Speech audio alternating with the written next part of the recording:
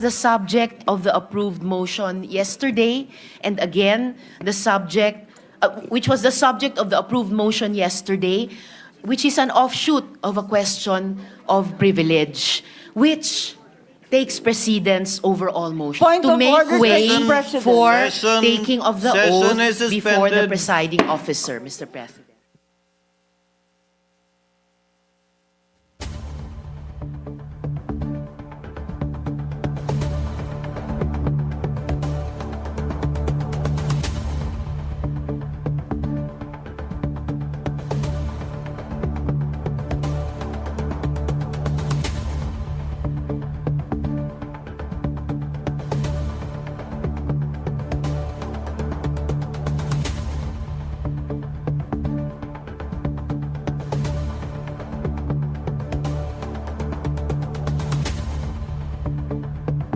Session is resumed. What is the point of order of Senator Marcos? Yes, thank you very much, Mr. President. And Duly noted, but the chair has not yet acted on the motion and there has been no objection as of yet. We will address the motion of Senator Bato, as the chair said earlier, after we hear from Senator Villanueva now.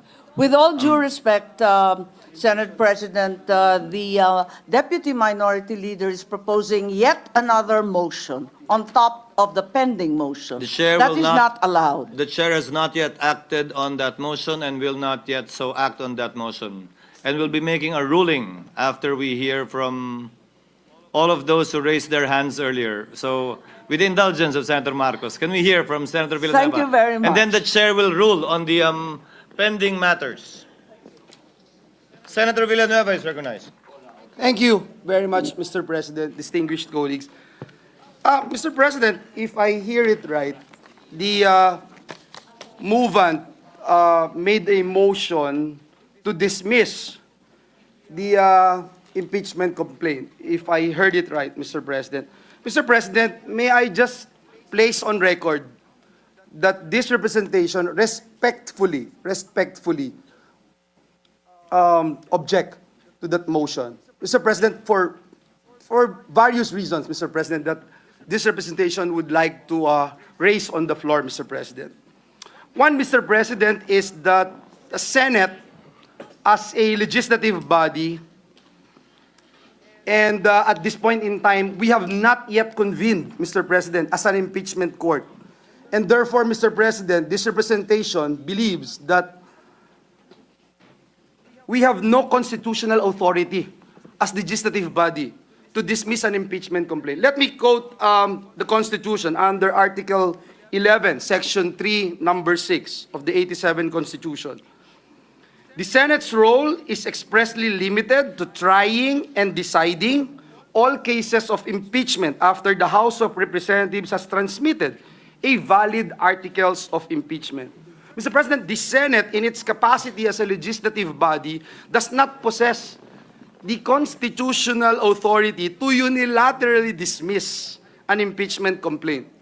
And under the constitutional framework, the Senate assumes a distinct and separate function when acting an impeachment court. Please don't get me wrong, Mr. President. In fact, a lot of the statements made by Senator Bato de la Rosa, I share. I shared the sentiments, Mr. President. In fact, Mr. President, when the impeachment case was filed, or the articles of impeachment were transmitted here in the Senate, an hour before we adjourned, Mr. President, before our break, a week after, more than 380 pages, Mr. President, of annexes ang dumating po, Mr. President. So, dun pa lang, Mr. President, I agree with Senator Bato's statement na somehow minadali or tignan natin. But again, Mr. President, my only concern here is that we have not yet convened as an impeachment court. We can probably dismiss this or even entertain the motion if we are already acting as an impeachment court. Let me go to my other point, Mr. President. The Senate lacks the power to dismiss an impeachment complaint and has no constitutional duty to proceed to trial. And that's why, Mr. President, if you recall yesterday, this representation mentioned that notices are very important when the minority leader made a motion yesterday that he wanted to stop our legislative work and proceed with the convening of the impeachment court.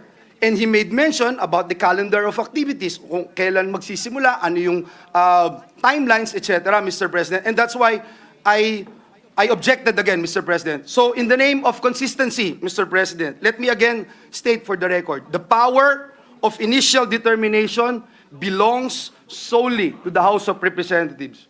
You and I, Mr. President, were members of the House for quite a long time. And we talk about it all the time, that it is the sole power of the House to determine kung yung impeachment or articles of impeachment na itatransmit sa Senado ay merong required votes, etc., etc., at ang tanging sole authority naman ng Senado is to act as an impeachment court, not, Mr. President, not as a gatekeeper of the complaint's sufficiency. Further, Mr. President, it bears emphasis that the framers of the Constitution intended a clear division of roles. House initiates, and the Senate tries and decides. Again, Mr. President, I am not even going to say whether or not I will support the motion of our dear colleague, Senator Bato de la Rosa. I'm just saying, Mr. President, that it should be posed, Mr. President, in the impeachment court. Last but not the least, Mr. President, the Senate as a legislative body, or even when it sits as an impeachment court, Mr. President, ito po yung ating posisyon, may not dismiss the impeachment complaint due to change of Congress. Impeachment, Mr. President, is a political discretion. It's not a political discretion, but a constitutional mechanism rooted in the principle that public office is a public trust. Alam na po natin lahat yan bilang mga lingkod bayan. Yung sinasaad ng 87 Constitution, which provides public office, is a public trust. Public officers and employees must at all times be accountable to the people. This duty, Mr. President, is not suspended, nullified, or extinguished by the expiration of the legislative calendar or the transition to a new Congress.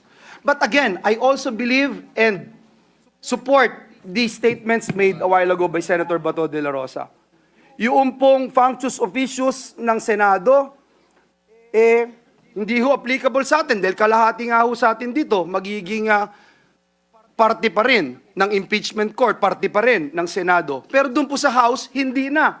So kailangan talaga na malaman natin kung sila'y interesado pa doon sa impeachment na kanilang i-file. Mr. President, just this morning, if I don't know if this morning or last night, I saw an article. I'm not sure if it's Justice Ascuna or Attorney Divina saying that the House must actually do something, whether at least, the very least, is to pass a resolution authorizing, Mr. President, their representatives, their prosecutors, that they are indeed have the blessing of the 20th Congress. Kaya po, muli, Ginoong Pangulo, ang aking pag-object doon po sa motion ng ating kagalang-galang at kaibigan, Senator Bato de la Rosa, ay base po sa mga binanggit ko po na mga reasons. Maraming salamat, Ginoong Pangulo. Before the chair makes a ruling, Senator Bato. Yes, Mr. President. I just would like to share this august body, the basis for my motion.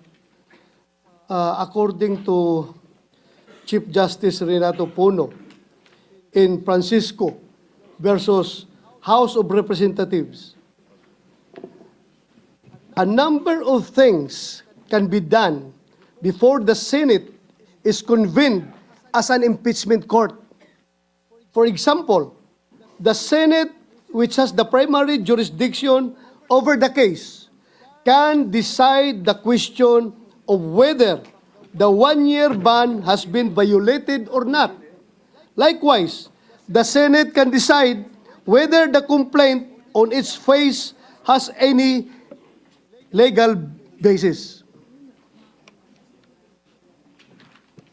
Mr. President, if I may, So as not to belabor the point, Chair would like to state the parliamentary status and make a ruling.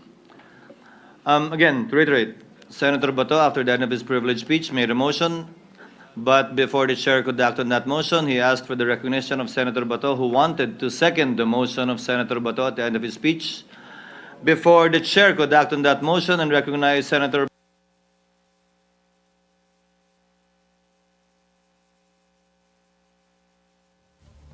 speak, Senator Ontiveros made a motion.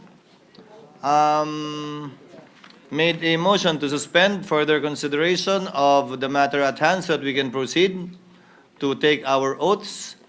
And then Senator Marcos raised the point of order that there are too many pending motions on the floor and that we should dispose of them, as correctly pointed out by her.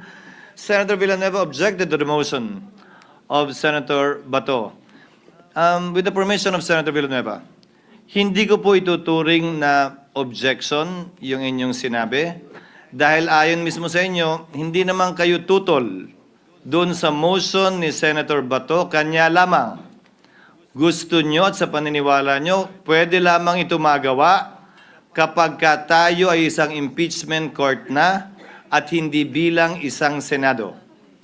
Ayon sa authority na kinukot ni Senator Bato, may opinion, may concurring opinion.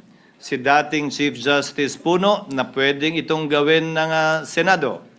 Concurring and dissenting opinion siya sa pagkakaalala ko sa Francisco.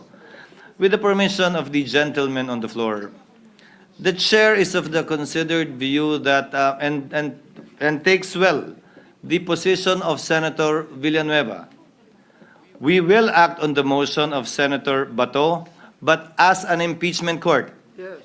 We cannot act on the motion of Senator Bato unless we take our oaths as members of the impeachment court. Therefore, once the impeachment court is after we take our oaths and we convene the impeachment court, Senator Bato can reiterate his motion, Senator Go can then second his motion, if at all, and we will proceed to dispose of such motion after we hear from everyone who wants to speak on the matter. Mr. President, just to clarify your statement, Mr. Senator President. Villanueva, before I make a ruling. Yes, Mr. President, you were saying, Mr. President, because the way I look at it, you're saying, Mr. President, that in order for us to dispense with the motion of Senator Bato, we would have to convene? We would have to convene the impeachment, impeachment court. as you said earlier. Yes, Mr. President, I thank you for that. But in order for us to convene again, Mr. President, and just for the information of our law students and those who wanted to learn from these proceedings, Mr. President, this representation made a statement yesterday that we cannot proceed with the convening of an impeachment court unless we issue notices, Mr. President. And I made mention about it because the minority leader's motion yesterday was to convene and at the same time talk about the calendar of activities, Mr. President. And so I would just like to put that on record, Mr. President, because we are not going to discuss the agenda of the, if we convene the impeachment court. Is that the case, Mr. The President? matters to be discussed requiring notice included the schedule, proposed schedule of the Yes. impeachment complaint, which needed the presence of the parties. However, Because if we can do it by ourselves, for example, Mr. President, just approving our rules on impeachment, However- issuing summons, we don't need to issue notices. Is that there's- correct, Mr. President? However, there are certain matters that the court can do motu proprio, Yes. and it would perhaps include these matters, which is up for the consideration of the court once we convene. So Thank again, you, Mr. President, thank you. Senator Bato is recognized. Thank you, Mr. President. I just would like to counter the statement of Senator Joel Villanueva, Mr. President. You know, as the good Senate President mentioned yesterday, the Senate dismissed the impeachment complaint against Ombudsman Gutierrez after she resigned without convening the impeachment court. Therefore, the Senate, without convening into impeachment court, is not prohibited from dismissing the impeachment case, Mr. President. It's very clear. When you say iba, iba nga kasi nag-resign. Pero still, the capacity or the legality of the action of the Senate not convened as an impeachment court was not questioned. So therefore, considering this case, I think we can do the same, Mr. President. Mr. President, if I may, Mr. President, this is in reaction, Mr. With the President. permission of the gentlemen who have the floor, Chair will suspend for a few minutes because you will most likely simply engage in a debate because clearly you both have different positions on the matter. Session is suspended. Thank you.